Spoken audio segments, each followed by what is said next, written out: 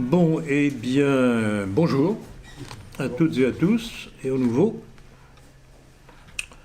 Donc, vous connaissez le titre de la conférence. Je suppose si vous êtes là, c'est que vous la connaissez. Donc, de la colonisation à la décolonisation, à l'immigration-invasion, responsabilité et conséquences. Alors, il y a longtemps que je voulais faire une conférence sur ce sujet. Bon, j'en avais déjà fait qui touchait un petit peu au sujet. Et j'ai eu, ces derniers mois, un certain nombre de contacts avec des milieux musulmans, qui, alors, certains très sympathiques, comprenant très bien quelle était notre position, et d'autres un petit peu revendicateurs sur le thème, et la colonisation, ça a été affreux, patati, patata. Et disons que cette conférence vise un petit peu à recadrer le problème de la colonisation et des conséquences que cela a eues. Donc c'est dans cette perspective que je veux recadrer ce problème. Et je vais commencer par cette étude très intéressante de Olivier Dard, dans son étude sur les droites radicales et l'empire colonial au XXe siècle. C'est paru aux Presses universitaires de France en 2012. Il rappelait, je cite, que les deux principaux théoriciens du nationalisme français, à l'époque, Maurice Barrès et Charles Maurras, ont consacré, surtout le premier, peu de textes à la question coloniale. Donc franchement, visiblement, à l'époque, pour les milieux nationalistes, question coloniale, ce n'était pas leur préoccupation. Quant à Maurras, dans son livre Kiel et Tanger, il dressait un réquisitoire contre la politique extérieure de la Troisième République. Je cite : « Les expéditions coloniales doivent être comprises comme des dérivatifs acceptés par notre gouvernement en vue d'entreprises profitables à des amis. » Vous voyez la motivation du début de la colonisation par la Troisième République. Et en fait, c'était le début du colonialisme mercantile. La réflexion de Maurras, avant même la fondation de l'Action française, dressait un tableau lapidaire de l'entreprise coloniale dans la Gazette de France du 15 janvier 1900. Je cite : « Nos colonies sont des déserts peuplés de fonctionnaires, gardés par des soldats, où s'agit de ci, de là, quelques bonnes volontés, énergiquement desservis par l'administration. » Donc Maurras dénonçait ainsi l'opposition de la Troisième République judéo-maçonnique à l'entreprise civilisatrice de notre empire colonial par nos missionnaires et une partie de l'armée. De même, la position de Maurras sur la question de l'assimilation était sage et prémonitoire. Évoquant Madagascar, l'Indochine, l'Algérie ou le Maroc, Maurras s'interrogeait. Est-ce que l'assimilation est seulement concevable ? Est-il sage de vouloir substituer dans fond en comble notre civilisation à des états sociaux aussi déterminés que ceux de l'Extrême-Orient ou de l'Afrique du Nord ? On peut y introduire certaines institutions ou coutumes occidentales où superposer au fond des sentiments et des idées certaines nouveautés d'utilité indiscutable, d'usage immédiat.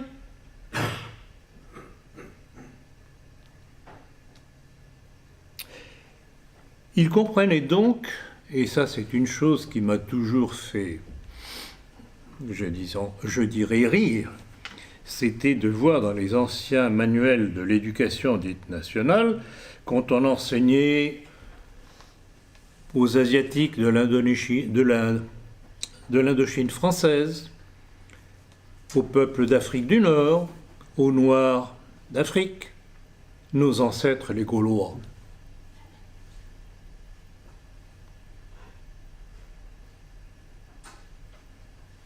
Nos ancêtres les Gaulois. C'est ridicule. C'est ridicule. Ces gens avaient un passé qui n'était pas le nôtre. Ils s'y raccrochaient pour différentes raisons, qui auraient pu être tout autre que ce que c'est devenu aujourd'hui. Mais ils ne descendaient pas des Gaulois. Et pourquoi cette référence toujours aux Gaulois? Ce ne sont pas les Gaulois. Dieu sait si j'ai déjà insisté là-dessus. Ce ne sont pas les Gaulois qui ont fondé la France. Donc vous voyez, l'enseignement républicain, non seulement est fausse dans les origines attribuées à la France, mais est fausse par rapport à cette filiation gauloise, par rapport à des peuples qui n'ont pas cette filiation. Mais en fait, c'est l'égalitarisme démocratique qui apparaît là-dedans. Tout le monde pareil, mêmes ancêtres, mais même là-dessus, la République a changé, puisque maintenant, ces peuples n'ont plus comme origine les Gaulois, mais c'est nous qui allons devoir avoir leur origine, si on continue comme ça.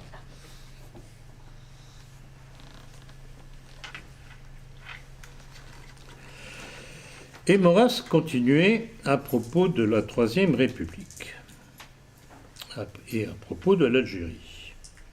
Qu'est-ce que l'Algérie? Un pays dans lequel l'élément hispano-italien mêlé à l'élément français se superpose à des éléments indigènes.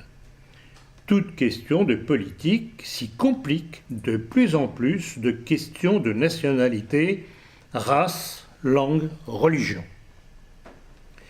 Et Maurras prédisait, écoutez bien, et vous verrez à quel point son analyse colle à ce que nous vivons aujourd'hui. Et on touche aux conséquences. Les querelles d'autonomie risquent et risqueront toujours de se tourner en querelles de sécession. Le séparatisme algérien n'existe pas dans les volontés. Il peut naître des circonstances. Il se forme là un nouveau peuple, d'un nouveau sang, qui peut très bien rester français, mais qui tout aussi bien, si la France fait des sottises, peut passer de l'indifférence à la désaffection et de la désaffection à la haine. N'est-ce pas ce qui s'est passé? Et il poursuivait. Il faut donc que la France sache adopter envers les sentiments, les goûts et les intérêts algériens une politique sage, humaine. Donc c'était là un texte prémonitoire des sottises, je dirais plutôt des crimes, entre autres, dont le meilleur représentant est l'affaire du décret Crémieux, que la République allait faire et qui allait mener à la désaffection, puis à la haine. Donc vous voyez, dans ces quelques lignes, se trouvait résumé par le nationaliste français Maurras le rejet de la colonisation telle que voulue par la Troisième République judéo-maçonnique de Gambetta à Ferry, Crémieux et autres. Quant à Maurice Barrès, autre représentant du nationalisme français de l'époque, il ne parlait même pas de la colonisation.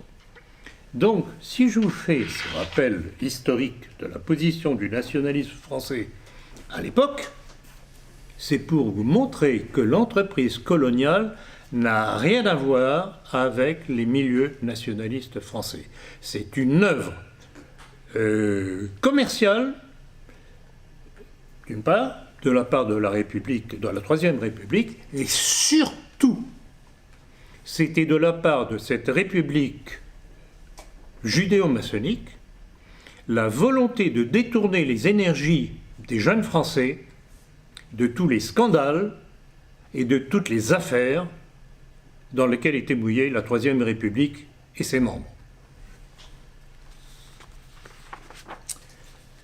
Et il s'agissait, entre autres, de faire oublier non seulement les scandales financiers, mais les affaires Dreyfus, l'affaire des fiches, entre autres. Si vous voulez creuser la question, je vous signale que dans mon livre « L'armée française face à la destruction de la nation », vous avez traité ces affaires-là en détail. À mettre sous les yeux des militaires que vous connaîtriez.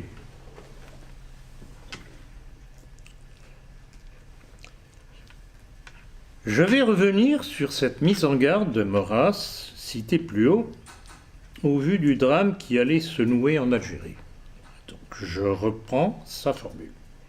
Il se forme là un nouveau peuple, d'un nouveau sang, qui peut très bien rester français, mais qui tout aussi bien, si la France fait des sottises, peut passer de l'indifférence à la désaffection, de la désaffection à la haine.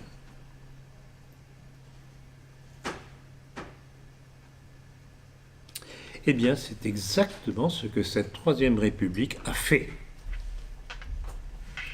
Parce que ce n'était pas l'intérêt de la France que cette Troisième République entendait mettre en valeur, mais des intérêts étrangers que cette Troisième République représentait.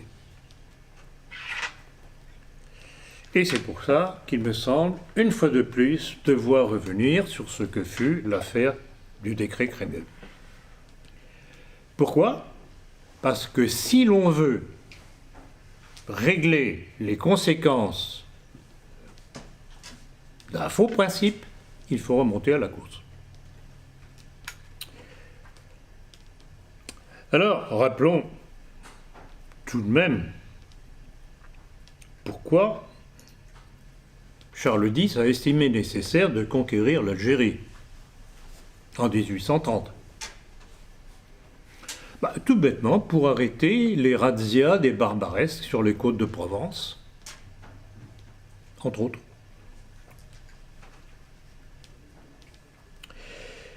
Et à partir de là, on ne peut que constater que les masses musulmanes servirent fidèlement dans l'armée française et que les choses se passaient bien.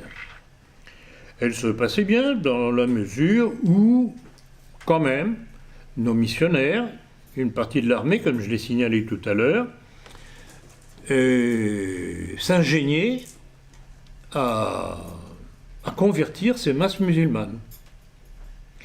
Et le grand tournant se fit, là encore du fait de la nature intrinsèque de la Troisième République judéo-maçonnique, c'est que fatalement, cet enseignement du christianisme en Afrique, enfin en Afrique du Nord, ne pouvait pas convenir à cette République judéo-maçonnique. Et que cette République allait tout faire pour empêcher que cet enseignement se fasse. Or, c'était possible, puisque à l'époque, tous ces pays d'Afrique du Nord qui avaient été sous la coupe de l'Empire ottoman ne l'étaient plus du fait de l'effondrement de l'Empire ottoman. Donc je dirais que sur le plan religieux, c'était une terre vierge qui aurait pu être conquise. Ce qui ne l'a pas été de la faute des représentants de cette République judéo-maçonnique.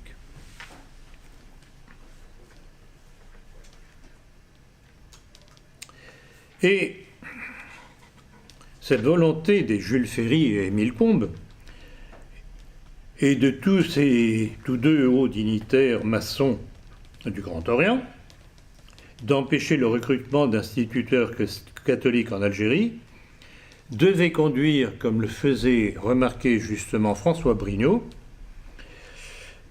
à tout mettre en œuvre, je cite, pour qu'officiellement face à l'islam, la religion de la France tutélaire ne soit pas le catholicisme, mais la libre pensée maçonnique.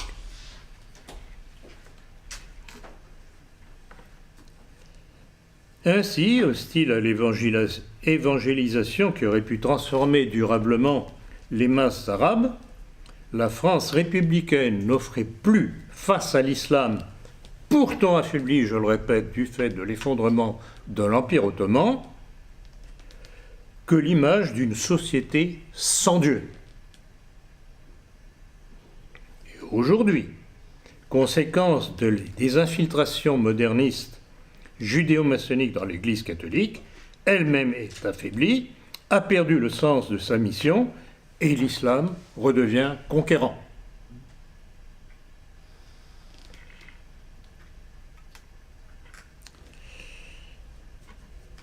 Et je vais revenir donc à l'affaire du décret Crémieux.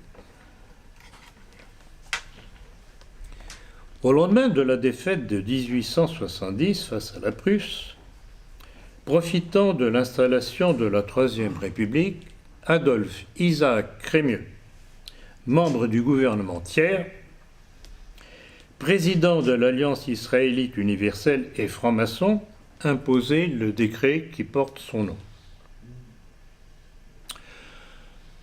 Et alors que de nombreux musulmans s'étaient battus pour la France contre la Prusse, cette Troisième République maçonnique et juive qui s'installait les en remerciait en donnant en bloc la nationalité française aux seuls juifs d'Algérie, mais pas aux musulmans, qui venaient de se battre pour nous. Mettez-vous dans la peau des musulmans de l'époque face à cette insulte, à ce crachat à la figure. Et rappelez-vous ce que disait Maurras, que l'on risquait de passer, en gros, de la déception à la haine. Voilà, tel a été le déclenchement de cette affaire. C'était donc une insulte à ceux qui, jusque-là, nous avaient été fidèles. Alors, la réaction ne se fit pas attendre, je le rappelle encore une fois. Sous l'insulte, le Bachaga Simokrani soulevait la Kabylie et le Cheikh Haddad prêchait la guerre sainte.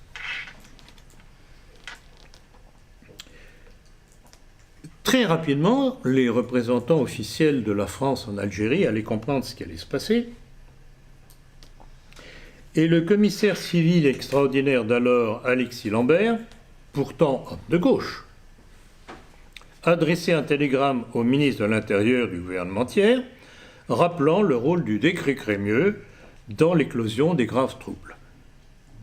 Il disait ceci: « La France a voulu les élever, les Israélites, au rang de citoyens français en bloc, sans se rendre compte qu'elle, la naturalisation, nous enlevait l'affection et l'estime des musulmans qui, seuls, entre les indigènes, ont versé pour nous leur sang. »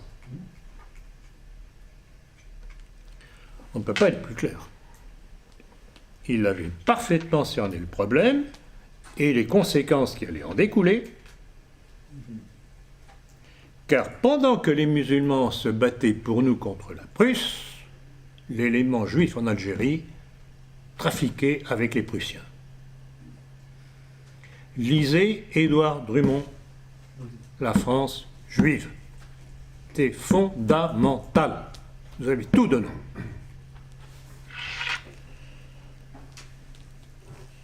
Et de son côté, l'amiral de Guédon, qui était le gouverneur général en Algérie, conscient des conséquences incalculables que cela allait avoir, demandait le 4 juillet 1871 l'abrogation du décret Crémieux et l'obtenait. Oui, mais c'était sans compter avec le poids des Rothschild qui avaient prêté de fortes sommes d'argent au gouvernement tiers qui s'installait. Et Crémieux obtint l'abrogation, enfin la suppression de l'abrogation du décret Crémieux. Et imaginez, l'élément juif en Algérie devenant citoyen français, il pouvait désormais devenir juge et avoir à traiter d'affaires les opposants à des intérêts musulmans. Mettez-vous dans la position de musulman, pas besoin de faire un dessin, je pense. Et donc, voilà comment a émergé cette haine qu'avait prévu Maurras si la France, la République plutôt, faisait des bêtises.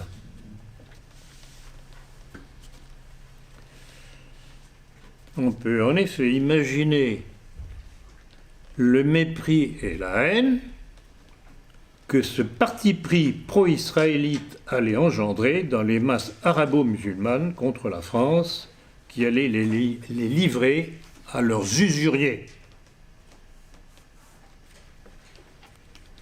La France républicaine, déjà, celle des lobbies, privilégiait les intérêts israélites aux dépens des intérêts de la France et de ses liens avec le monde arabe. Pire encore, le lobby juif avait eu peur et l'insurrection du Bachaga Simokrani fut matée dans le sang.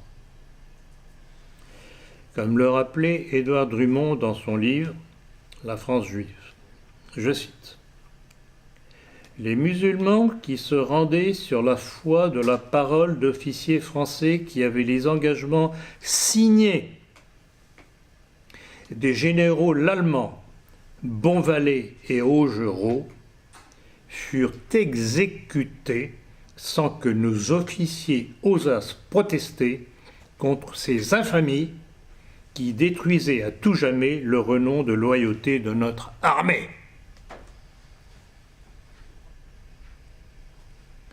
Et c'était, note encore Drummond avec dérision, des soldats français, fils de mères chrétiennes, qui furent obligés de se faire tuer pour assurer les droits de citoyens aux usuriers d'Algérie.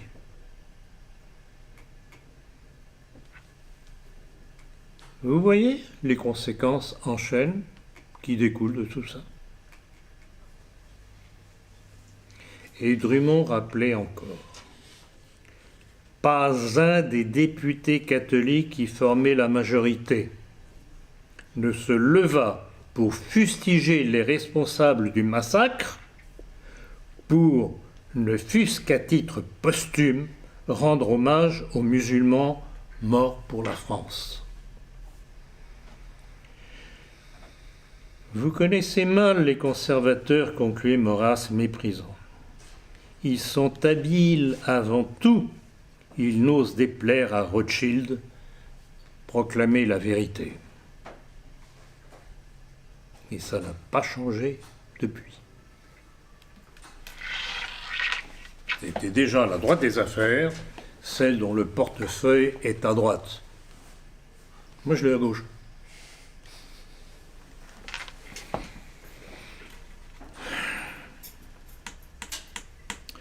Et telle était et toujours la grande peur des bien-pensants dont parlait Georges Bernanos avant que lui-même prenne peur lors de la guerre civile d'Espagne. Vous trouverez cela dans son livre « Les grands cimetières sous la lune ».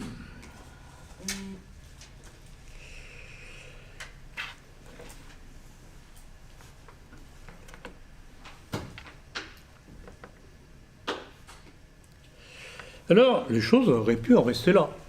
Bon, la paix avait été, vaille que vaille, rétablie. Les musulmans restaient fidèles, bon gré mal gré.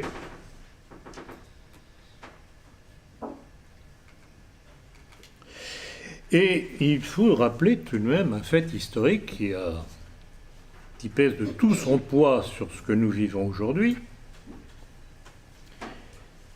Alors que le gouvernement du maréchal Pétain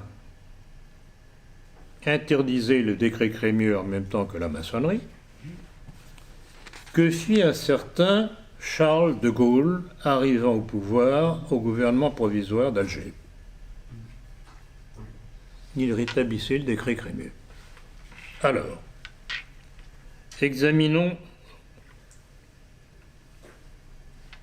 ce fait historique. Le gouvernement du maréchal abroge le décret Crémieux, pas le moindre soulèvement en Afrique du Nord, alors que la France, défaite dans les conditions que vous savez par le Troisième Reich, aurait été incapable d'affronter des insurrections en cascade. L'Afrique du Nord est restée calme. Pourquoi ? Tout simplement pour une raison très simple, c'est que par l'abrogation du décret Crémieux, la France, représentée par le régime de Vichy, redonnait leur fierté aux musulmans.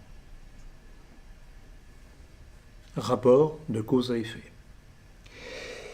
Et rapport de cause à effet en sens contraire, dès le rétablissement du décret Crémieux par De Gaulle et le gouvernement provisoire d'Alger, que se passe-t-il ? Première révolte, l'insurrection de Sétif. Et on est reparti. Début de ce qui allait devenir la guerre d'Algérie et sa perte. Donc vous comprenez pourquoi j'ai tenu, avec cette conférence, à rappeler ce qu'a été la colonisation, ce qu'elle aurait pu être et n'a pas été. Par la force, par le fait de cet élément judéo-maçonnique qui gouvernait la France et qui gouverne toujours la France. Et à laquelle De Gaulle a obéi.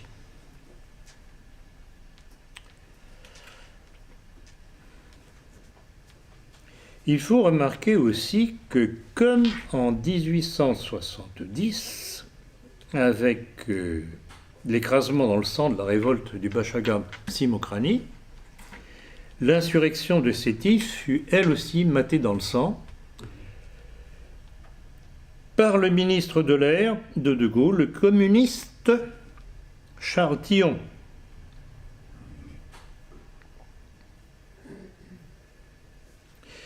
Et on ne peut que constater, comme l'annonçait Maurras justement, c'est que la France républicaine, soumise à ses lobbies, ne se comportait plus comme une puissance civilisatrice, amie et protectrice des masses musulmanes, mais comme une puissance occupante privilégiant les ennemis du monde arabe.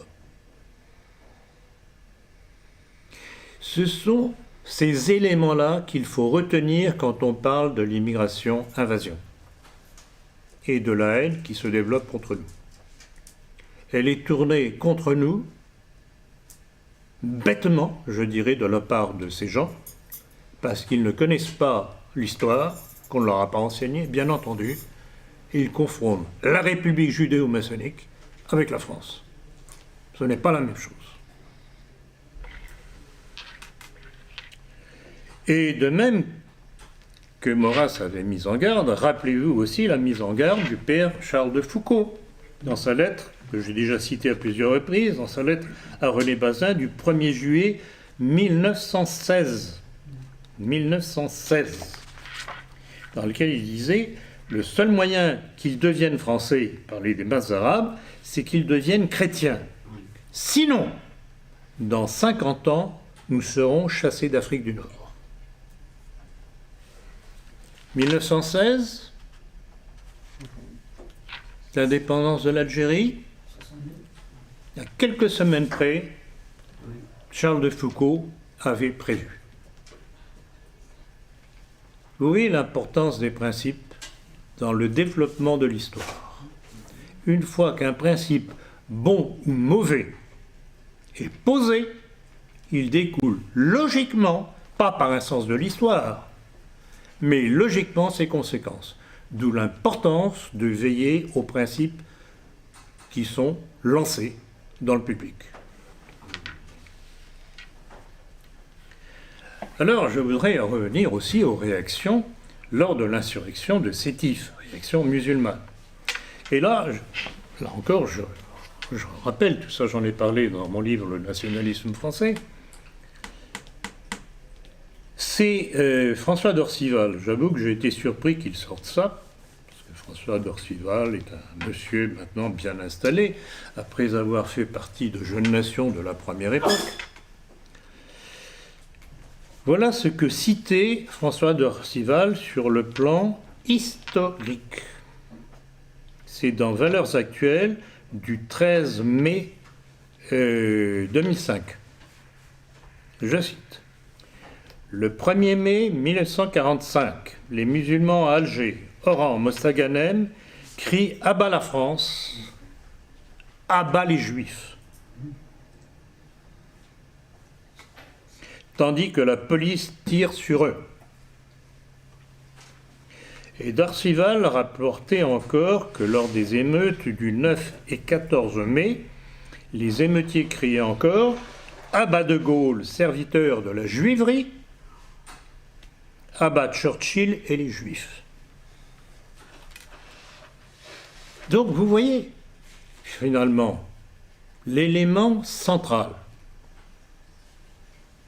l'élément qui a motivé cette révolte contre la France mal représentée, indûment représentée par la République, tourne autour du problème juif. Vous le supprimez, et il n'y a plus de problème avec les masses musulmanes. C'est aussi simple que cela. Et c'est pour cela que nombre de musulmans prennent contact avec nous, parce qu'ils comprennent comment ils ont été manipulés et sont manipulés. Alors, au lieu de leur cracher à la figure, en général, parce qu'on est excédé de voir toute cette immigration dont on ne veut plus, il faut trier. C'est comme si on disait les catholiques ceci ou les catholiques cela. Entre des catholiques à la François et des catholiques traditionnalistes, il me semble qu'il y a une certaine différence. Eh bien, chez les musulmans aussi, il y a des différences.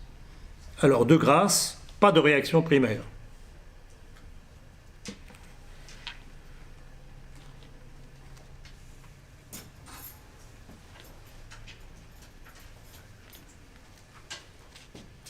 Je voudrais faire remarquer aussi une chose, c'est que de même que en 1870, la répression contre la révolte du Machaga-Simokrani a été féroce, sanglante, de même celle faite par les communistes sous les ordres de De Gaulle,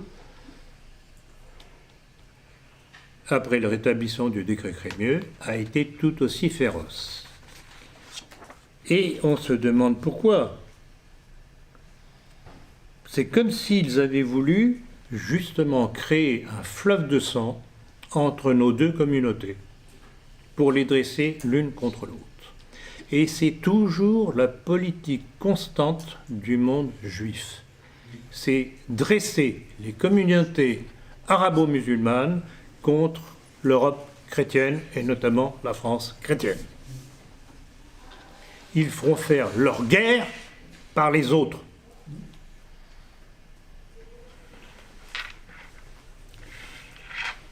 Et je voudrais aussi citer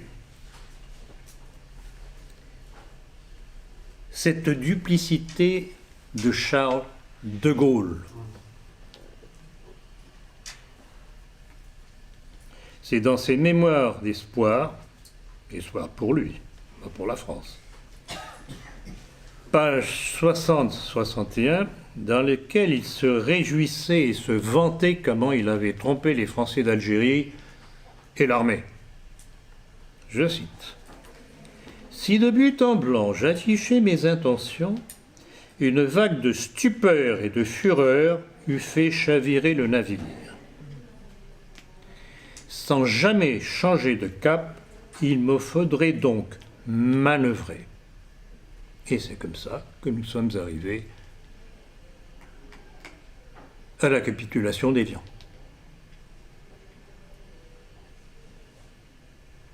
Avec cette armée, qui, à part la réaction de l'Algérie française avec l'OS, s'est laissée manœuvrer sans oser toucher au premier responsable de ce crime, à part le colonel Bastien-Thierry, le seul qui savait que c'était l'élément à faire disparaître pour régler le problème et remettre les choses à plat.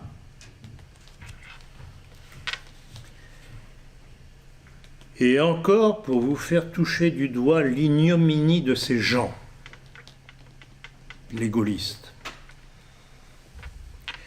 Le télégramme secret du 16 mai 1962, numéro 125, IGAA, du ministère de l'Intérieur. Le ministre d'État Louis Joxe demande au commissariat de rappeler que toutes les initiatives individuelles tendant à l'installation métropole français-musulman sont strictement interdites. Et devant le peu de résultats de cette missive scandaleuse, Louis Joxe, qui était le responsable du ministère de l'Intérieur, enjoignait le 15 juin 1962, je cite, « Vous voudrez bien rechercher tant dans l'armée que dans l'administration les promoteurs et les complices de ces entreprises de rapatriement et de faire prendre des sanctions appropriées. Les supplétifs débarqués en métropole seront renvoyés en Algérie. Je n'ignore pas que ce renvoi peut être interprété comme un refus d'assurer l'avenir de ceux qui sont restés fidèles. Il conviendra donc d'éviter de donner la moindre publicité à cette mesure. » Est-ce que vous mesurez l'ignominie de ces gens?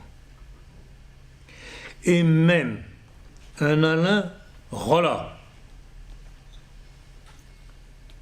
du journal, tout de même, gauchiste, Le Monde,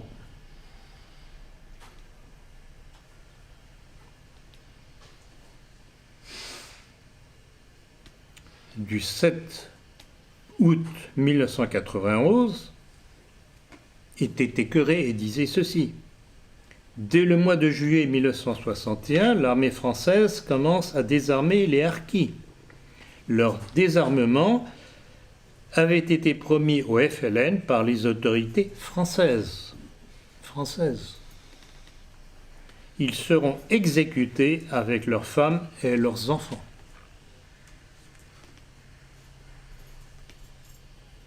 Et ce massacre, par la seule volonté de De Gaulle, varie selon les sources de 30 000 à 150 000. Je cite encore. Les harkis et leurs familles ont été victimes d'atrocités en tout genre. C'est toujours Alain Rollat qui le dit, homme de gauche, dans ce journal de gauche, Le Monde. Même eux étaient écœurés. Les harkis et leurs familles ont été victimes d'atrocités en tout genre avant même la proclamation de l'indépendance, sans que les autorités françaises interviennent. C'est pas une trahison, ça?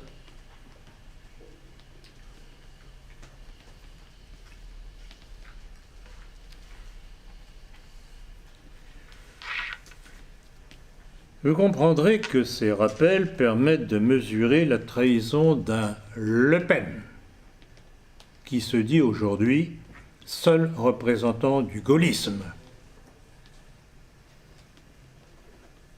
alors qu'il prétend avoir combattu pour l'Algérie française. Ce même Le Pen, qui, avant même son scandaleux discours d'Argenteuil, dont j'ai parlé à l'époque, avant les présidentielles 2007, prônait une France multiculturelle, multiconfessionnelle. C'est pas du tout la France que nous voulons, nous. La France doit rester la France, ce qui n'empêche pas qu'on puisse s'entendre avec d'autres communautés.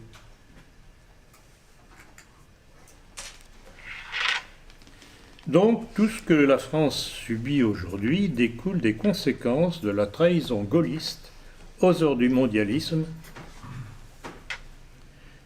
et de celle d'un Le Pen.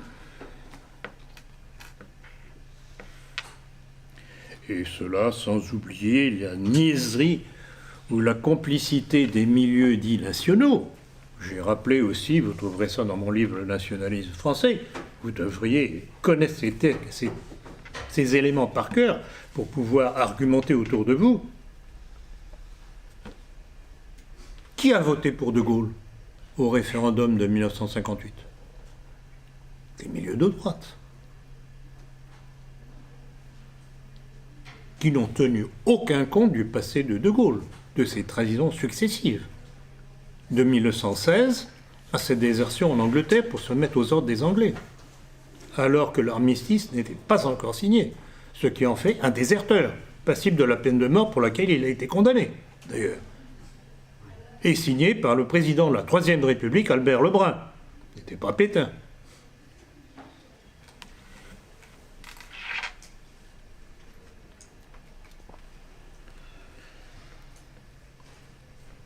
Et voilà pourquoi, vous savez, quelle est ma position là-dessus ? Il est impérieux de faire le ménage dans cette pseudo-droite dite nationale ou dissidente qui se révèle être complice.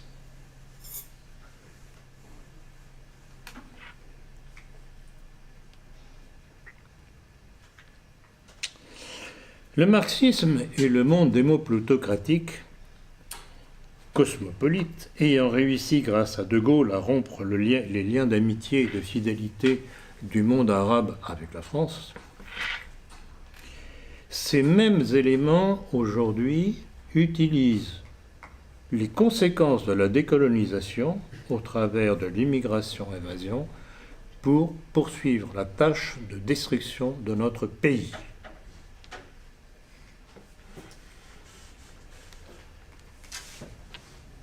Et rappelez-vous ce que nous a sorti celui qui nous tient lieu de président de la République aujourd'hui, Emmanuel Macron, qui, il y a quelques semaines encore, a fait l'apologie de Maurice Audin, militant communiste, porteur de valises.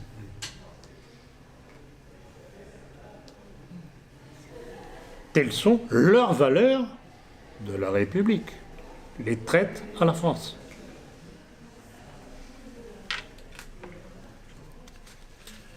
Et rappelez-vous aussi, pas plus tôt arrivé au pouvoir, ce cher Emmanuel Macron, comment il crachait sur l'œuvre civilisatrice de la France dans son empire colonial. Car tout de même, s'il n'y avait pas eu les médecins, les missionnaires et l'armée française, les querelles intestines tribales qui existaient, les maladies endémiques qui existaient, n'auraient pas été supprimées. Et vous comprenez comment, non seulement les Français, mais surtout, puisqu'ils sont les premiers concernés, les masses musulmanes croient que la France est leur ennemi. Ils n'ont pas tout à fait tort. Mais simplement, il faut savoir ce que l'on met sous le nom ou la dénomination de France. que l'on parle de la même chose.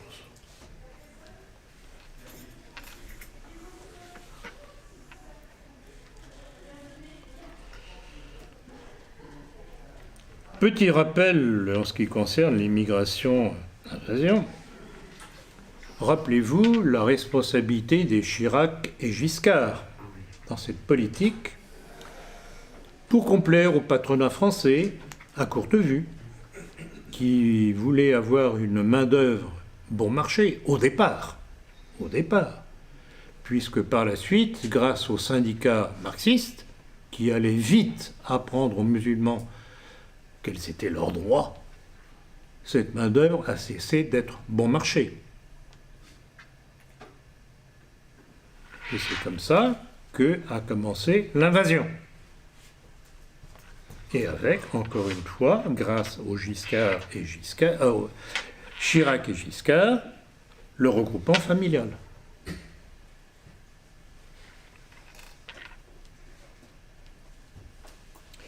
Et puis, vous savez, quand on examine l'histoire de certains événements, on se rend compte qu'on va d'étape en étape. Et ce n'est pas le hasard. Il y a une volonté derrière. Et je voudrais rappeler une chose que j'ai déjà citée, en tout cas dans mon livre « Le nationalisme français », ce qui avait été décrété au convent du Grand Orient de 1993 par son grand maître Gilbert Abergel, qui avait rappelé, je cite, « Déjà en 1987, lors de la mise en chantier de cette réforme, c'est-à-dire la loi sur la nationalité, notre obédience par son grand maître d'alors, Jean-Robert Ragache, avait réaffirmé dans le journal Le Monde son attachement aux conceptions républicaines de la nationalité qui excluait tout recours à un quelconque droit du sang pour fonder la nationalité française. » Cela, je l'ai cité aussi dans mon livre « La maçonnerie ». Vous voyez, ce sont des textes comme ça que vous devez avoir en main quand vous discutez autour de vous. Quand les gens vous disent « mais non, c'est pas possible, je vous crois pas », et paf, vous leur envoyez ça donc comme un pavé dans la figure. En disant « écoutez, vous pouvez contrôler, je n'invente rien ». Mais si vous n'avez pas ces éléments en main, eh bien, ils resteront sur l'impression que vous ne savez pas quoi leur répondre. C'est aussi simple que ça. Et ça, je le répète à ceux qui me disent « Ah oui, mais on n'y arrive pas, les gens ne veulent pas me croire. » Ben, s'ils ne savent pas comment travailler pour convaincre les gens, ce n'est pas étonnant.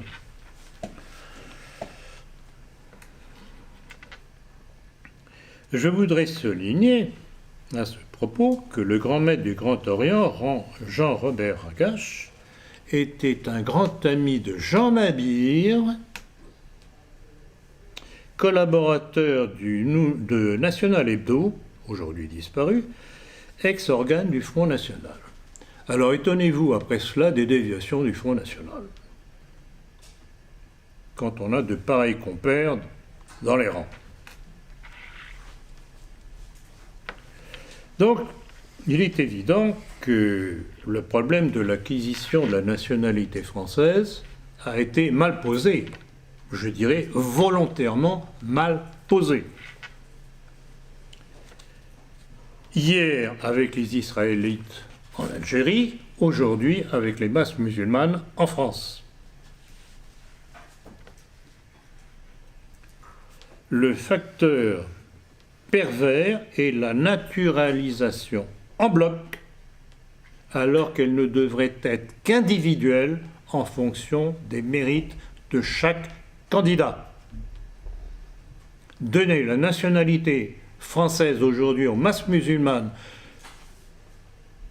c'est revenir exactement au même cas de figure que l'octroi de la nationalité française en bloc aux Juifs d'Algérie par le décret Crémieux. C'est la même démarche dans le même but de destruction.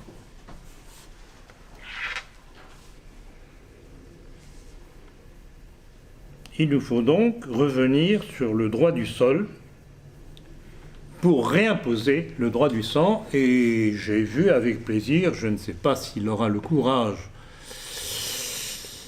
d'aller jusqu'au bout de ses intentions, mais j'ai vu avec plaisir que Laurent Wauquiez avait évoqué la nécessité de revenir au droit du sang. Oui. C'est la démarche première, nécessaire.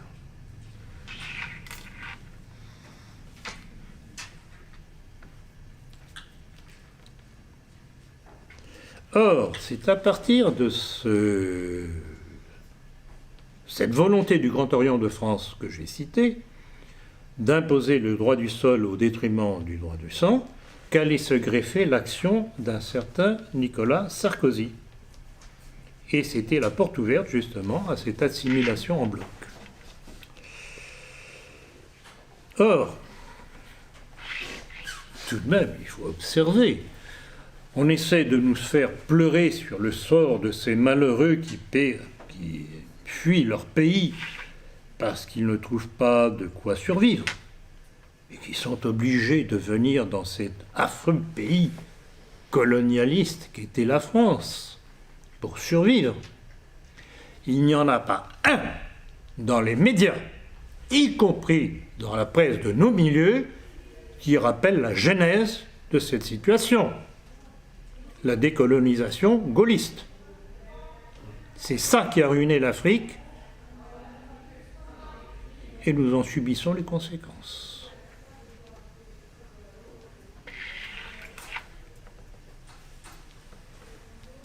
Et regardez ce travail, étape par étape, cette volonté qui se développe.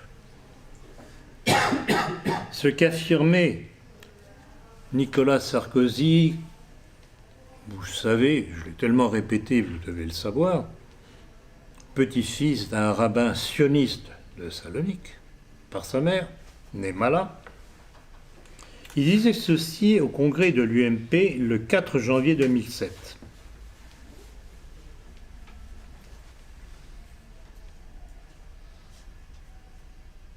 Ce qu'il ne fait pas pour Israël.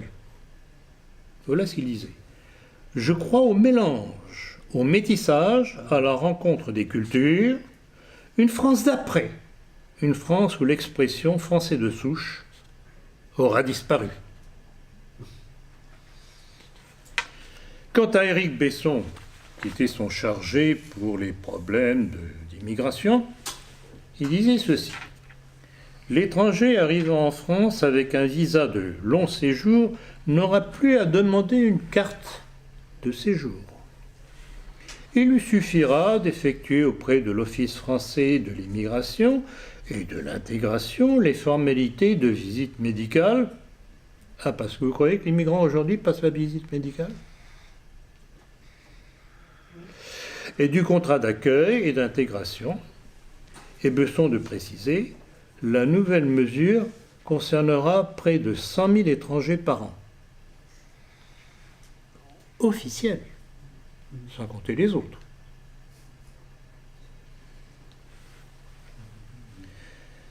Et déjà à l'époque, avec 104 827 titres de séjour longue durée accordés entre le 1er janvier et le 31 juillet, 104 827. 1er janvier, 31 juillet. Donc une demi-année. Multipliez ça par 2, ça fait combien ?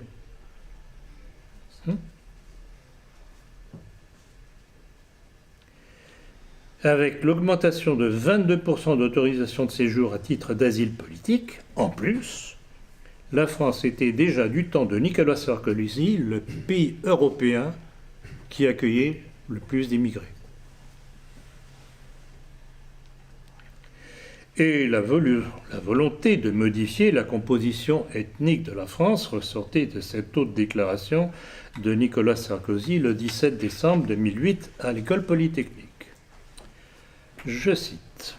« L'universalisme de la France, j'estime qu'il n'est peut-être pas très bien placé pour en parler, lui, est basé sur le métissage. Et il entendait que soit réservé à la rentrée 2010 30% des places issues de l'immigration. Sans concours ?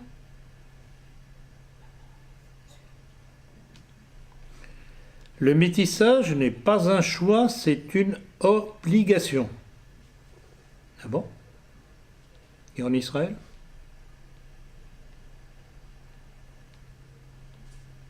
Nous devons changer et on va se mettre des obligations de résultat. Si ce volontarisme républicain ne fonctionne pas, il faudrait que la République passe alors à des méthodes plus contraignantes encore. Mais c'est magnifique ça.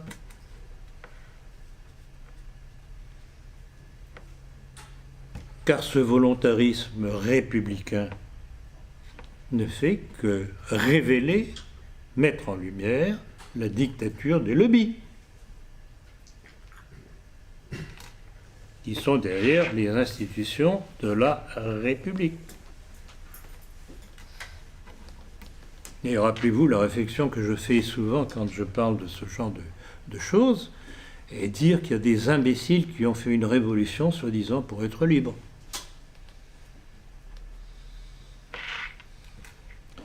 Quant à Éric Besson, il confirmait encore cette volonté de changer la substance de la France.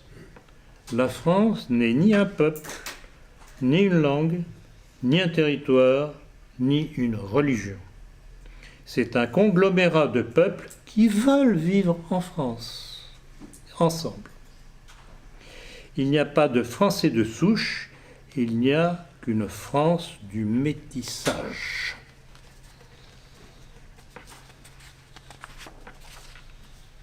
Telle est la volonté de destruction physique de la France de Nicolas Sarkozy, qui avait déclaré à Philippe de Villiers être, je cite, être totalement insensible à la France, à son histoire, son terroir, ses paysages, ses traditions. Ce qui n'a pas empêché le vicomte de Villiers de devenir membre du comité de liaison de la majorité présidentielle de Sarkozy.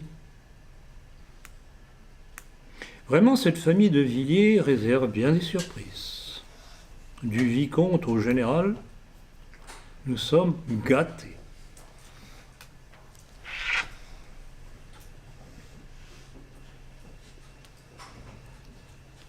Et logiquement, dans cette démarche du temps de Sarkozy, Éric Besson concluait « Nous devons aller à terme vers le vote des étrangers aux élections locales. » Ben voyons, ils ont raison ces gens-là.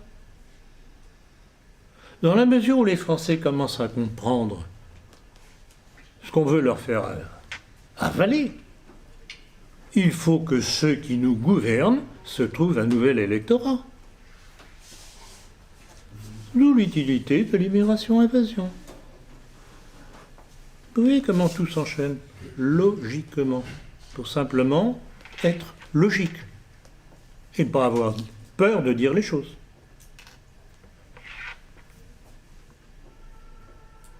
Et regardez la filiation avec Emmanuel Macron, ex-associé de la banque Rothschild. Je dis bien associé.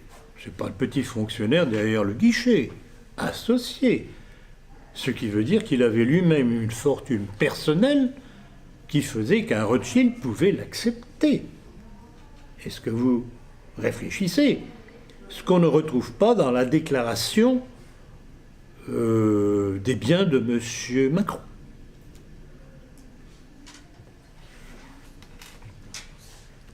Voilà ce qu'il disait lors de la semaine des ambassadeurs du 29 au 31 août 2017. Il n'y a plus de souveraineté populaire, ni en France, ni en Europe. Donc pas de démocratie nationale.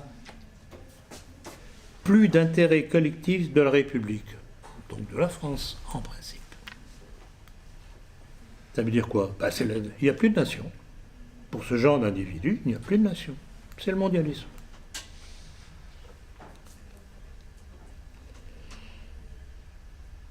Et décrivant leur nouvelle mission à nos ambassadeurs, il leur enjoignait qu'ils ne devaient plus défendre les valeurs de leur pays, c'est-à-dire de la France, mais trouver des opportunités d'agir au nom du Léviathan européen.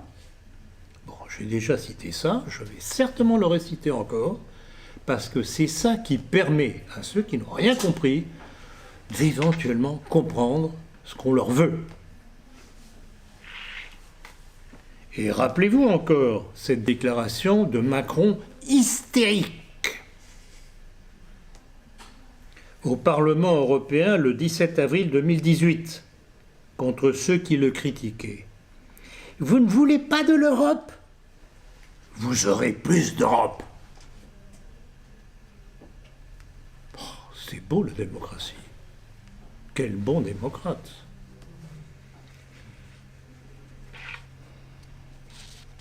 Donc c'était en fait la confirmation de la haine de la nation qui l'habite, je dirais, comme tout juif, à part quelques exceptions,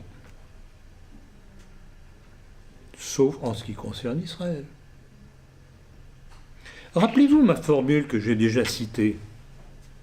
Toutes les nations doivent disparaître sauf une. Tous les peuples doivent disparaître sauf un.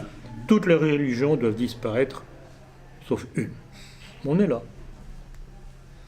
Donc ce qu'il recommande pour nos pays européens, et en ce qui nous concerne, nous, la France, c'est valable pour nous, c'est pas valable pour eux en Israël.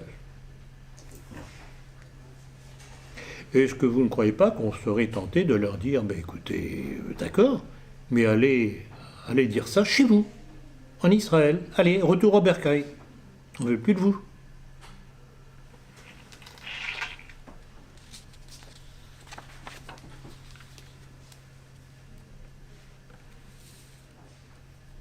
Et confirmation de l'essence même de cette volonté de destruction de la nation française, alors que tant de problèmes assaillent les Français aujourd'hui, quelle a été l'une des dernières déclarations d'Emmanuel Macron? Sinon sa volonté de combattre l'antisémitisme. L'État luttera sans faiblesse contre l'antisémitisme qui porte atteinte à la République. La République, pas la France. Tous les républicains doivent le combattre parce que c'est cela qui fait chuter la République. Alors il faut tout de même mettre de la France un petit peu. La France ne renoncera jamais aux Juifs. Bon, alors ils sont bien gentils, tous ces gens qui nous disent qu'il faut lutter contre l'antisémitisme. Et si on se posait la question, mais comment se fait-il qu'à travers les âges, tous les peuples, à un moment donné, se sont révoltés contre les Juifs? On pourrait peut-être se poser la question. Pour régler un problème, il faut remonter à la cause. Et rappelez-vous ce que j'ai cité aussi à de nombreuses reprises, cette déclaration que je connais quasiment par cœur de Bernard Lazare, un juif tout de même honnête, là encore, qui faisait remarquer si de tout temps, toutes les époques, sous des régimes différents, des religions différentes, le peuple juif a eu des problèmes, c'est que les causes premières de l'antisémitisme résident dans le peuple juif lui-même. C'est là le fond du problème. Alors lutter contre l'antisémitisme, on est tout à fait d'accord. Mais remontons à la cause.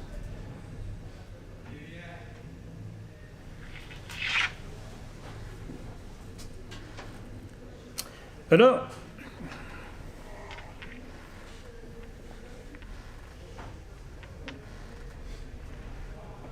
quand Macron dénonce la pourriture nationaliste parce qu'il est offusqué de voir toutes ces réactions nationalistes ou en marche vers le nationalisme en Europe, dont Orban en Hongrie, dont Salvini en Italie, dont Kurz en Autriche, un peu moins net là-dessus, ou ailleurs, et même en France. Ce qu'il appelle la pourriture nationaliste, qui le dérange. Eh bien, nous, nationalistes, on lui renvoie le mot pourriture quand on le voit se faire tachibouler par deux noirs torse nu en le regardant, heureux, pâmé. Et c'est ça qui représente la France aujourd'hui. Et regardez cette bourgeoisie française des modérés qui ne dit rien. Et l'Église de France. Sauf Monseigneur Aupetit, dont j'ai cité une réaction ce matin dans l'entretien, qui relève un petit peu l'étendard. Donc vous voyez cette pourriture installée au sommet de l'État avec tous ces échelons de commandement pour nous détruire, se servant des masses musulmanes pour accélérer le processus.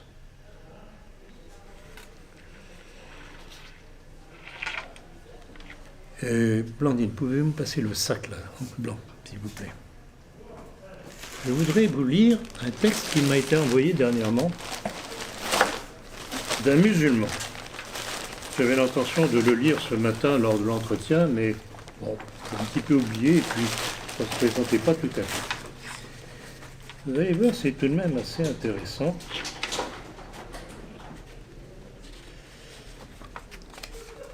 Et qui nous permet de saisir qu'il ne faut pas mettre tout le monde dans le même panier.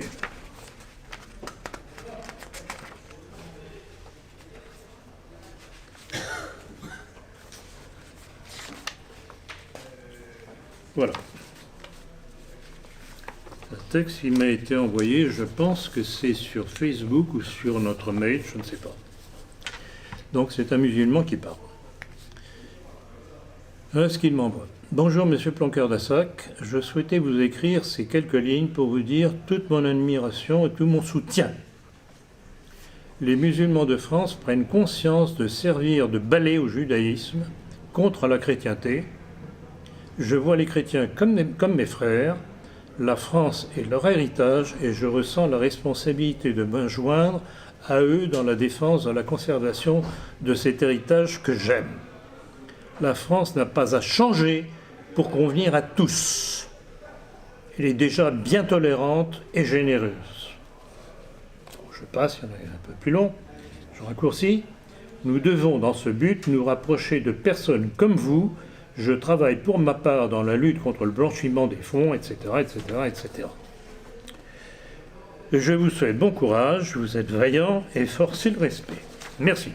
Bon, donc voilà, réaction d'un musulman qui, comme tant d'autres, a découvert mes analyses et qui, bien que je dise clairement, comme vous avez pu l'entendre tout à l'heure, je ne suis pas pour le métissage, je ne suis pas pour le mélange des races.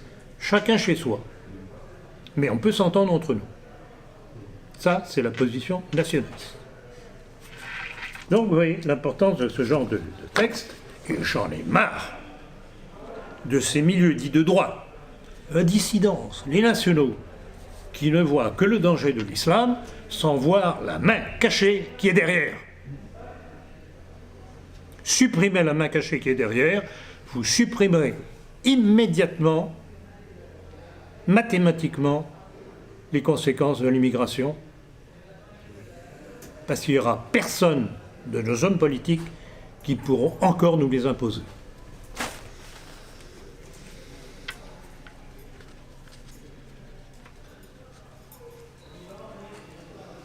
Donc, que l'on se comprenne bien. Et il est évident que la France, à différentes époques, même anciennes, ont accueilli différentes immigrations. Les barbares, dont nous sommes en partie issus, ne serait-ce que par les Francs. Puis à l'époque moderne, des Italiens, des Espagnols, des Portugais. Et puis aussi des musulmans. Je connais des musulmans, personnellement, amicalement. Quand vous les entendez, on dirait des Français, des vrais Français. Ce qu'on n'entend pas de la part de certains Français qui crachent sur leur pays. Donc, c'est ça que je voulais cerner dans cette conférence. Il ne faut pas tout mélanger. La responsabilité de la colonisation incombe à la Troisième République judéo-maçonnique avec toutes les conséquences que nous subissons aujourd'hui.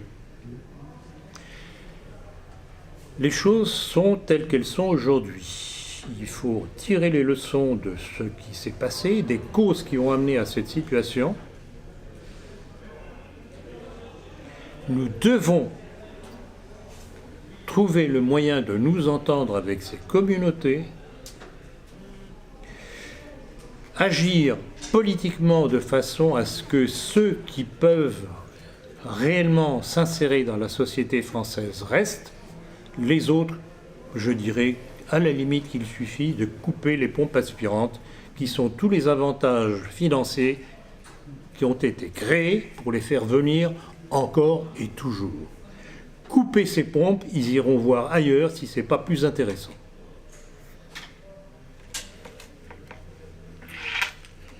Et pour vous montrer encore une fois un élément de plus qui montre à quel point certaines élites musulmanes comprennent.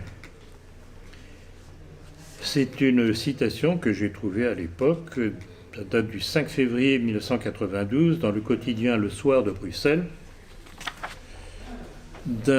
C'était du vice-ministre de la Culture iranienne, je le cite dans Le Nationalisme français, qui proposait une alliance au Vatican pour lutter contre l'athéisme. Et les raisons qu'il invoquait pour cette recherche d'alliance étaient intéressantes, et elle est toujours valable aujourd'hui, puisqu'il disait qu'en instaurant le nouvel ordre mondial, les forces de l'arrogance mondialiste agissent avec détermination pour éliminer la mentalité religieuse. Donc vous voyez, les élites musulmanes commencent à comprendre. Pourquoi croyez-vous que le monde occidental, judéo-maçonnique, avec Israël, font la guerre à l'Iran et à la Syrie? Parce que ce sont des entités musulmanes qui protègent les minorités chrétiennes, entre autres, et qui, évidemment, sont un barrage aux vieux rêves messianiques juifs du grand Israël. Donc, vous voyez, si je vous rappelle tous ces éléments, c'est pas simplement pour vous, parce que vous connaissez déjà pour beaucoup d'entre vous toute mon argumentation là-dessus, mais pour d'autres qui vont me découvrir probablement à l'occasion de cette conférence sur Internet. Il ne faut pas mettre tous les éléments du monde musulman dans le même sac. Il y en a certains, et il y en a beaucoup, et de plus en plus, qui comprennent qu'il faut trouver les moyens de s'entendre. Et longtemps ne peut être possible. Et ça a été l'erreur voulue de la Troisième République judéo-maçonnique. Ce n'est pas en faisant artificiellement des citoyens français avec eux qu'on réglera ce problème, mais par une coopération avec des intérêts communs, compatibles, complémentaires. Ce n'est que comme ça qu'on y arrivera. Et cela implique le retour de la France en Afrique, comme ailleurs. Non pas comme conquérant, mais comme une force d'apport, de protection en même temps, parce qu'ils en ont besoin. Aujourd'hui, ils se tournent vers qui? Échaudés par les Anglo-Américains, ils se tournent vers la Russie, ils se tournent vers la Chine, alors qu'ils pourraient se tourner vers la France, si on était au pouvoir. Vous voyez, il y a là toute une géopolitique qu'il faut complètement changer. Et je voudrais rappeler une chose que j'ai déjà dite. Imaginez ce que pourrait devenir la France et ces pays arabo-musulmans si on arrivait à s'entendre à l'occasion d'un retournement complet de notre politique étrangère. On rétablirait une communauté d'intérêt des deux côtés de la Méditerranée. On couperait, et après tout c'est la politique de Poutine, on couperait court aux intérêts israéliens en France et en Europe, et on constituerait une force d'appoint contre le mondialisme. C'est dans cette entente que l'on peut régler ce problème de l'immigration. À titre individuel, comme en masse, je n'ai rien contre l'immigration. Parce qu'ils ne sont pas venus à la nage. Ils sont venus parce que nos hommes politiques les font venir pour nous détruire. Remonter toujours à la cause au lieu de geindre devant cette immigration-invasion. Sachez qui combattre.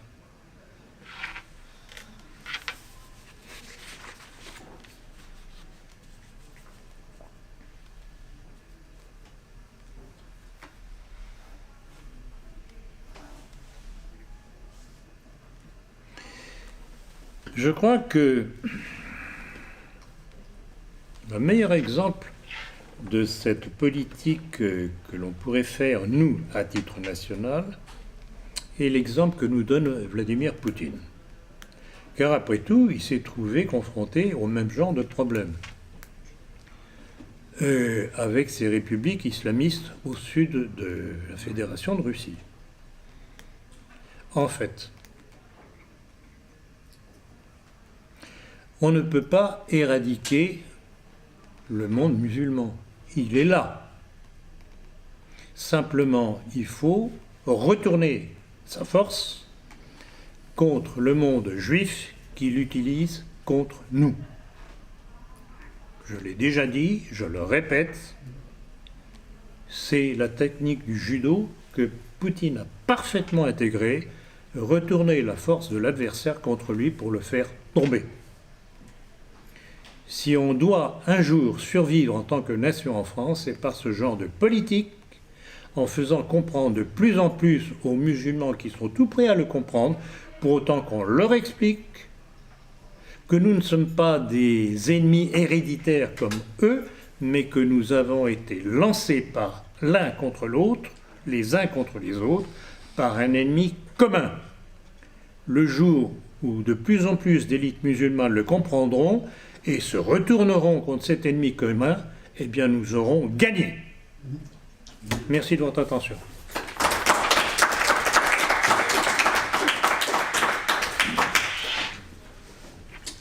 Des questions? Je suis à votre disposition.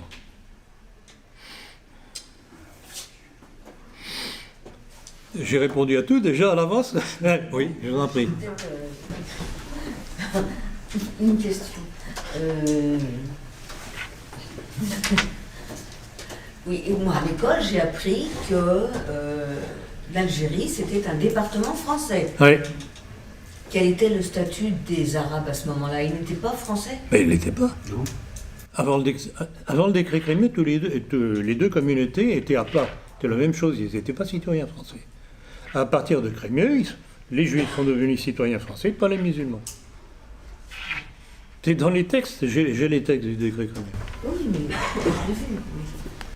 Alors, étonnez-vous de réactions après. Rappelez-vous ce que j'ai cité au début de la position de ce qu'avertissait Maurras.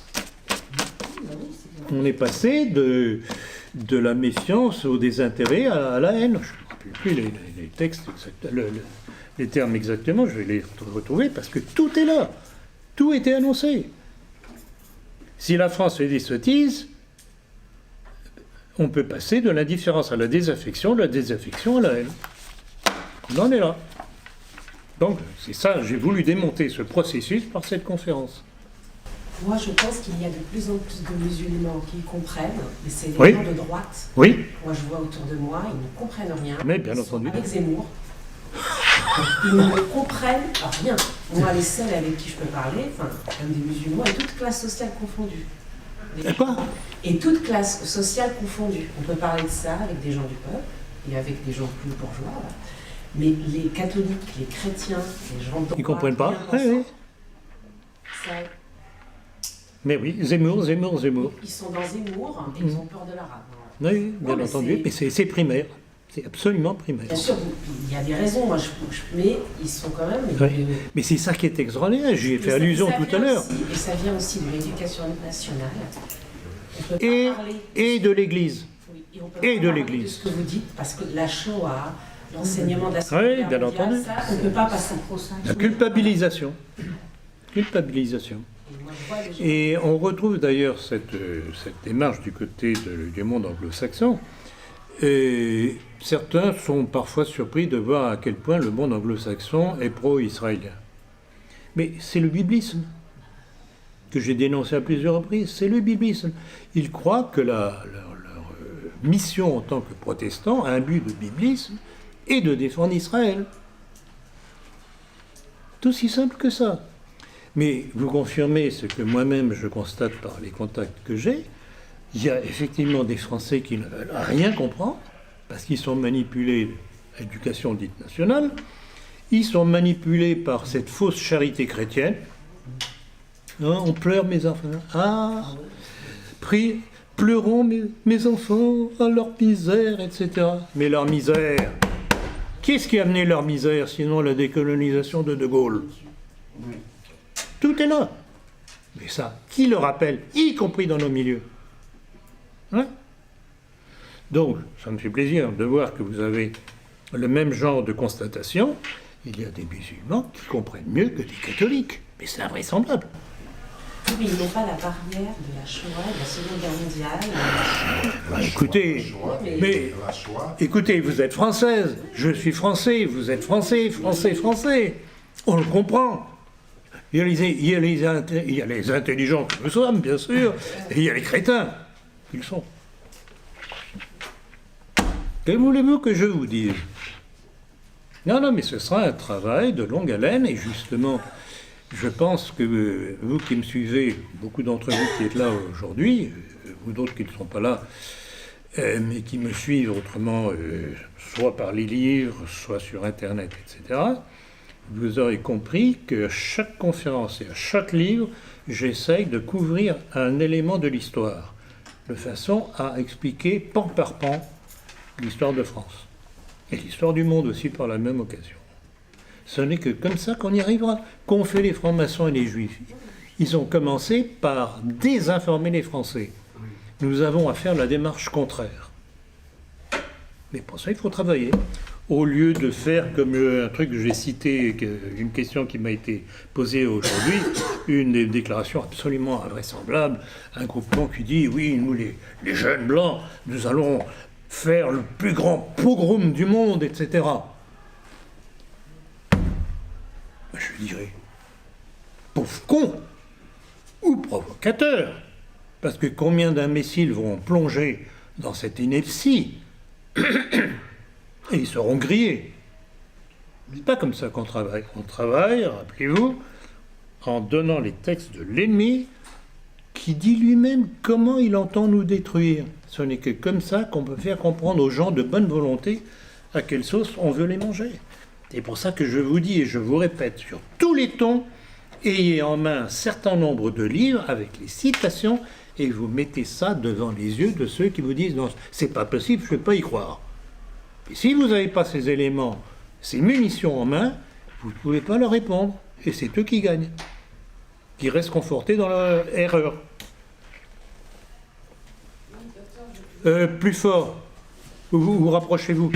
Je confirme ce que la dame a dit par rapport aux musulmans et aux chrétiens. J'arrive moi-même, moi qui suis timide, très en repli, seule, j'arrive à créer des dialogues, même avec des gens que je ne connais pas dans ma rue.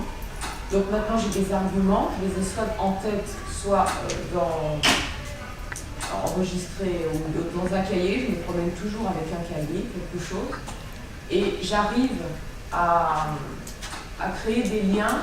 C'est une sorte de fraternité. Et de plus en plus, docteur, je peux même le confirmer tous les jours. Non, mais c'est bien, vos deux témoignages, il y en a d'autres.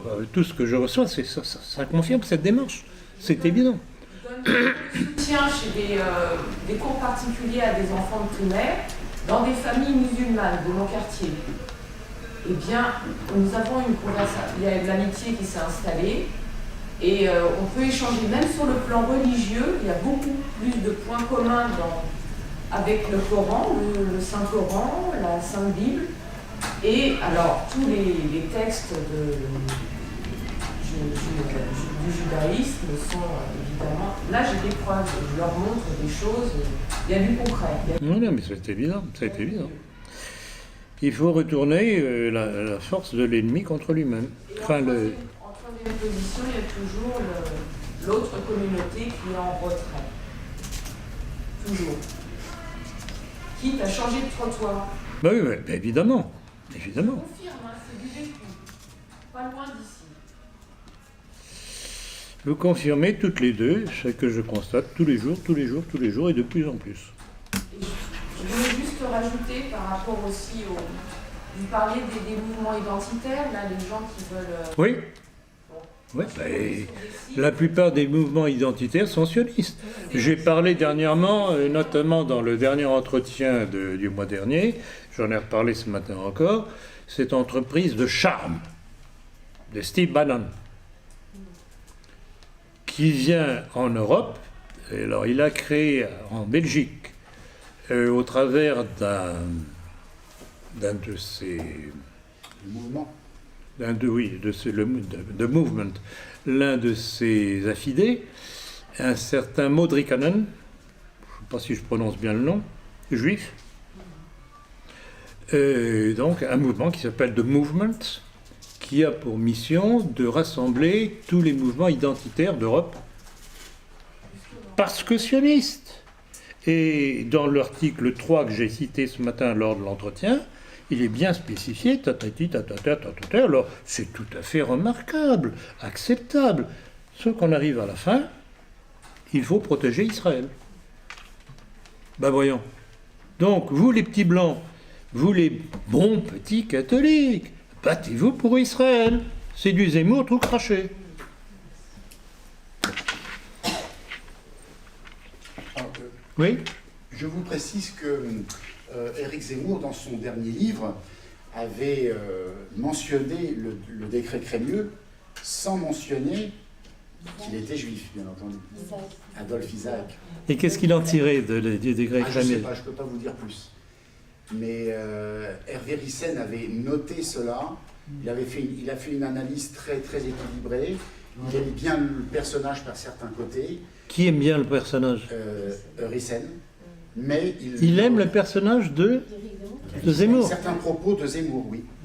Mais il critique beaucoup ce qu'il ne dit pas. Alors. Ouais. Oui.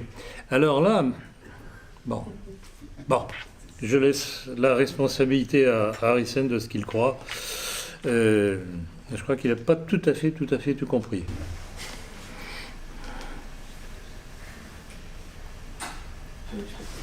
Moi, je voulais revenir à Macron. On a l'impression que l'oligarchie n'en veut plus. C'est l'impression qu'on a. Vous parlez de Macron? Oui, on a l'impression qu'il... Alors là, bon, on en a parlé ce matin lors de l'entretien aussi. Il n'en veut plus. Alors, c'est une question un petit peu provocatrice. Est-ce que c'est parce qu'il n'est pas assez sioniste? Il l'est, mais pas assez.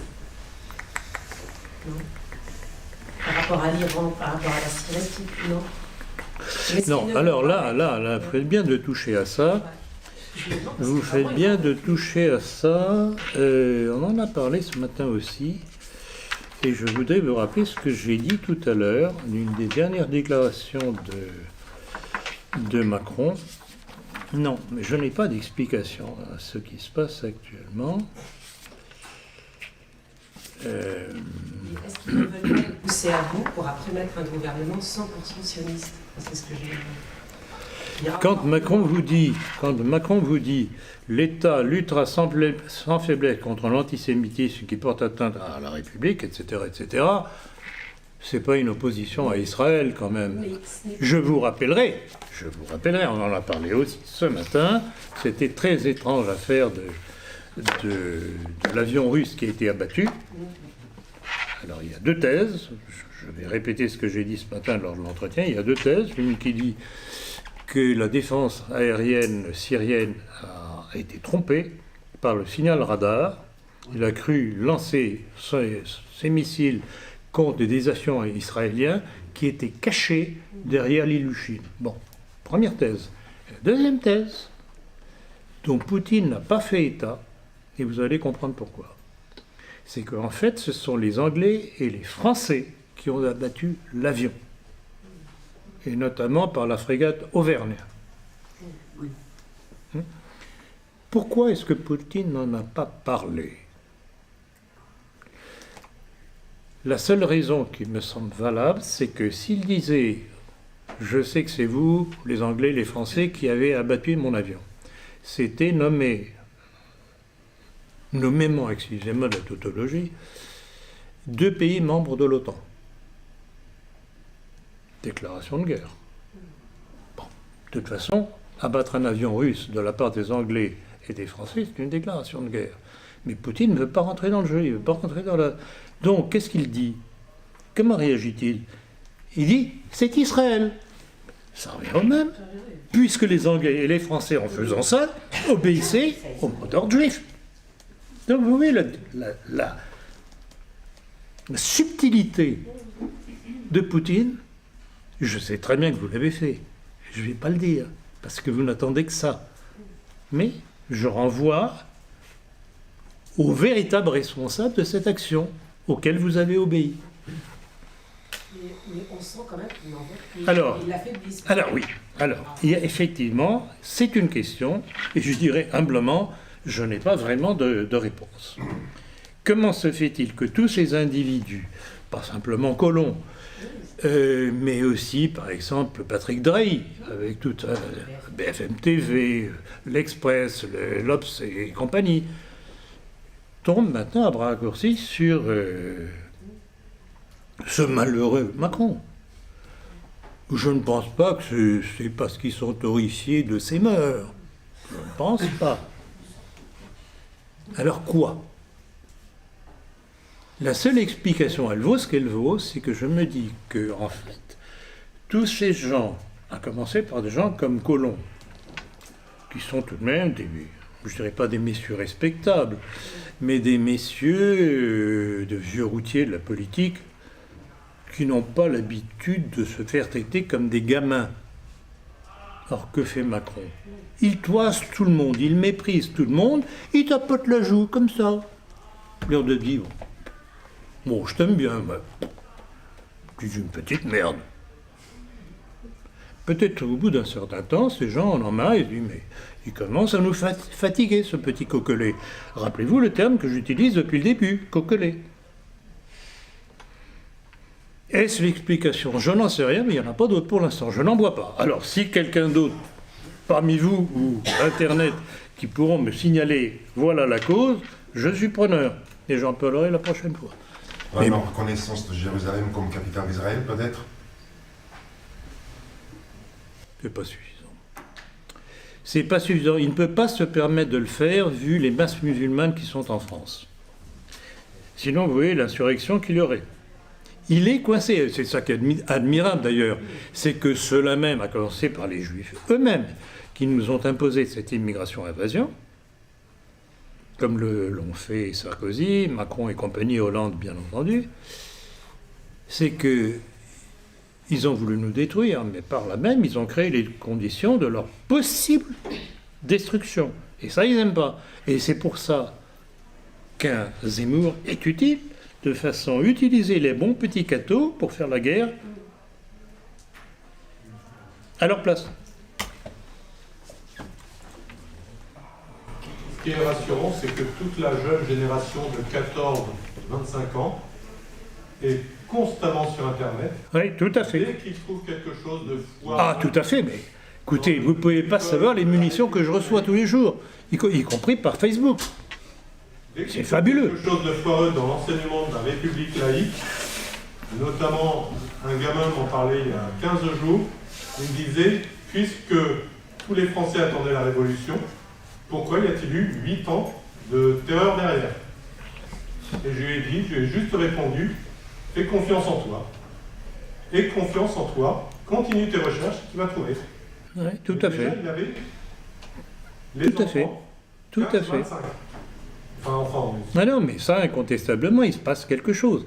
Et là encore, c'est une chose que je faisais remarquer ce matin lors de l'entretien. Bon, il y a une réaction qui n'est pas complètement aboutie encore en Europe. Il commence à y avoir un ras-le-bol des peuples qui commencent à comprendre ce qui leur arrive, ce qu'on leur en veut. Alors, c'est mal défini encore, c'est comme une réaction épidermique. Ils commencent à se gratter, mais ils ne savent pas encore d'où viennent les démangeaisons. Ça viendra, surtout si on leur explique.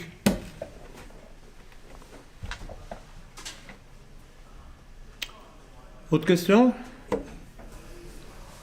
Non? Je peux vous citer une petite phrase de Léa Salamé lors d'un interview de Thomas Huchon. C'était sur France Info il y a quelques jours.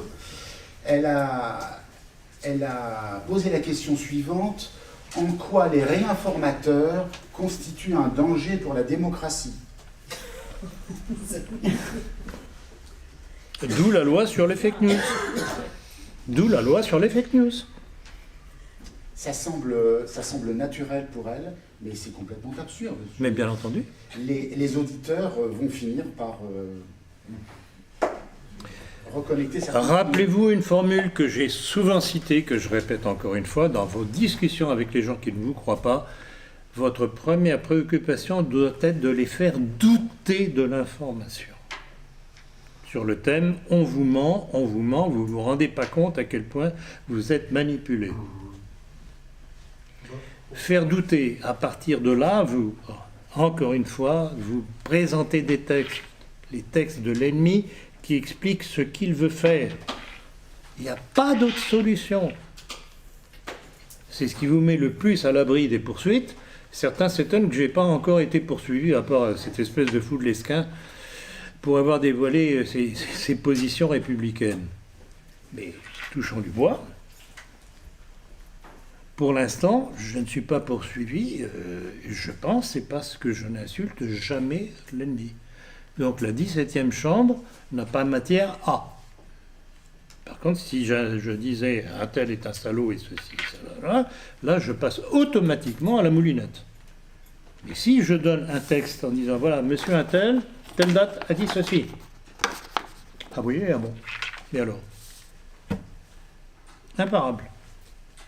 Donc, je dis et je répète à toute cette bande de crétins qui, sur les ondes, se défoulent, cessez de vous défouler.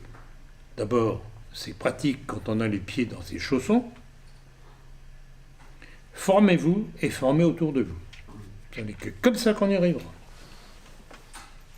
À moins que l'un ou l'autre ne décide de revolvériser tel ou tel homme politique, ça accélérerait peut-être un petit peu le processus. C'est une hypothèse. C'est pas moi qui l'ai dit. Hein. Oui.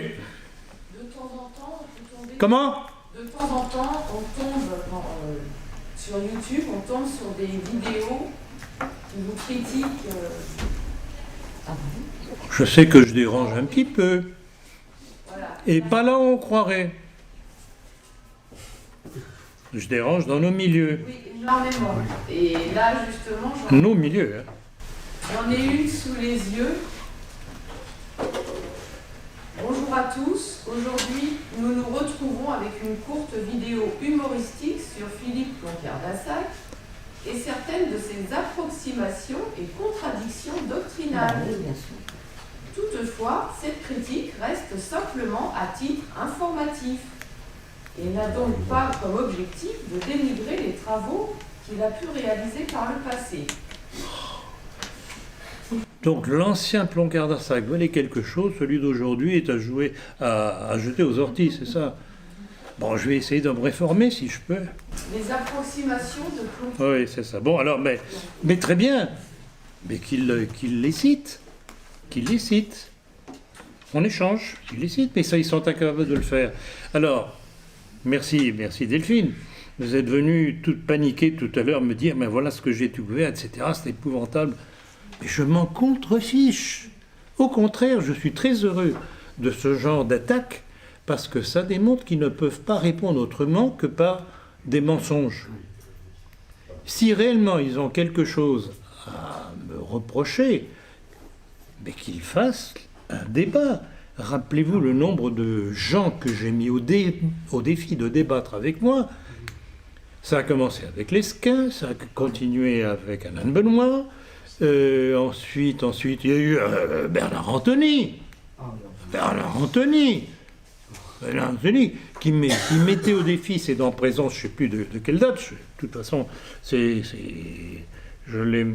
dans la maçonnerie, dans lequel il disait « Je mets au défi quiconque de démontrer que la maçonnerie est luciférienne. » Ah bon?